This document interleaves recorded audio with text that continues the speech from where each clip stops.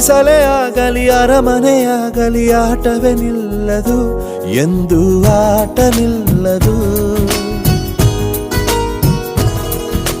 ಹಿರಿಯರೇ ಇರಲಿ ಕಿರಿಯರೇ ಬರಲಿ ಭೇದವೇ ತೋರದು ಎಂದು ಭೇದ ತೋರದು. ಎಲ್ಲ ಇದ್ದು ಏನು ಇಲ್ಲದ ಹಾಗೆ ಬದುಕಿರುವ ಆಕಾಶ ನೋಡದ ಕೈಯೇ ನೆನೆದು ಪ್ರೀತಿ ಹಂಚಿರುವ ಜೊತೆಗಿರು ನೀನು ಅಪ್ಪನ ಹಾಗೆ.